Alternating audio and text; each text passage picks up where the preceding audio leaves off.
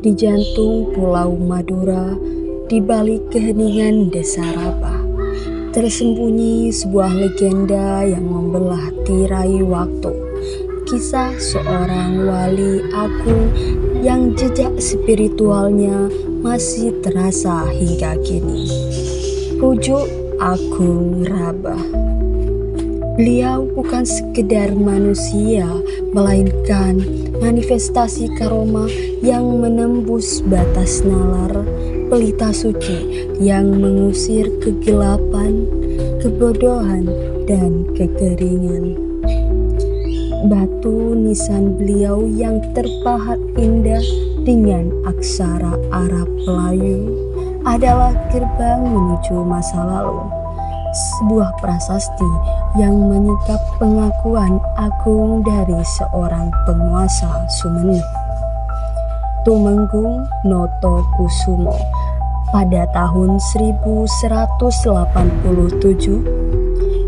Ini bukan ukiran biasa, melainkan cap keabadian bagi seorang syekh yang kealimannya melampaui zaman. Jejak silsilah kemudian menuntun kami ke Kudus, Jawa Tengah, di mana tempat Kiai Agung Rabah mengukir namanya.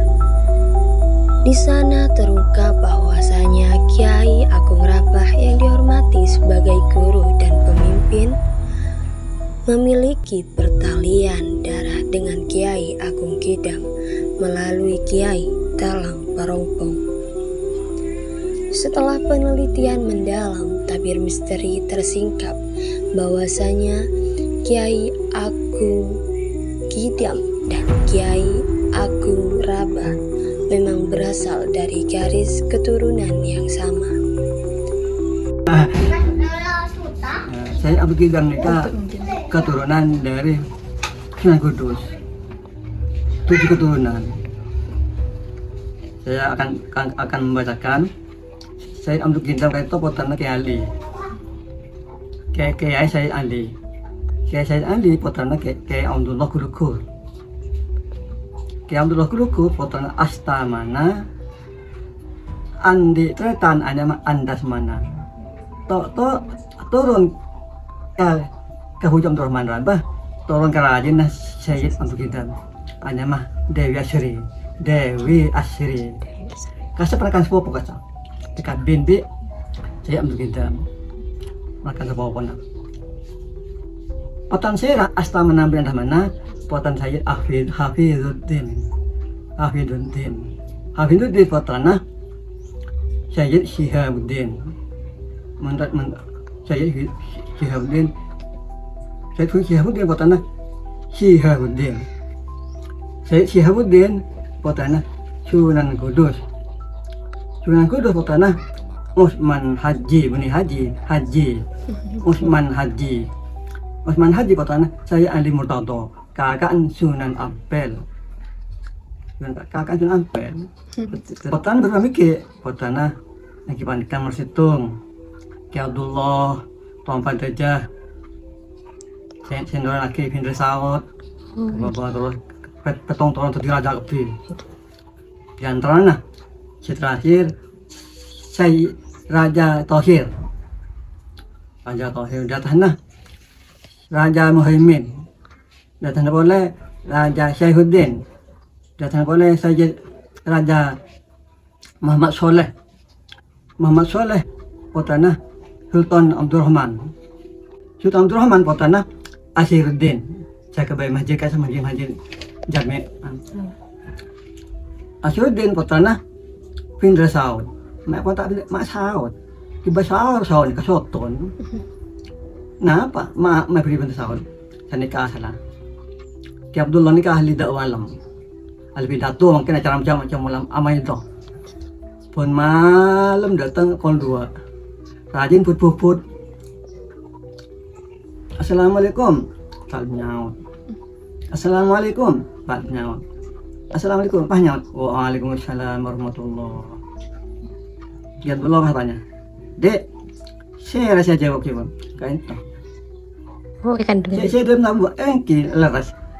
tahu sana langsung nyam di langit lah nyam sahur baik jadi kan cerita mak pindah sahur potan kiaser ya Abdullah potan ambil kita peninggalan nikah ya tak bisa kenapa tinggal tiharo bi umi itu mungkin bang tak lu datang sampai sih sampai untuk bujuk boleh nyabut sampai makan berbalon kenapa mana ya agak bela sebagian dengan lain tuh apa bagian lain pak lah bisa bawa benda laker wae lah itu macam berikut tapi bagi obat kan tinggal tahun 1640 nongki pot terasa apa pujuk Kidam nomor 1 Ki Abdullah Lampal Teja nomor 2 Nyai Bilal Bakung nomor 3 Nyai Maisaru Berkongan lambak nyambi Bakong mungkin perubahan total coba kadur mungkin tuan semak semak nomor 4 Ki Ibrahim Sendroki Kanto terus mungkin tiap kagulah terus sampai pas saya nomor 6 nomor 5 Ki Acil Rabah keberadaan dan kiprah dari Pucuk Agung Rabah atau yang kita kenal dengan Syekh Abdul Rahman Pucuk Agung Rabah.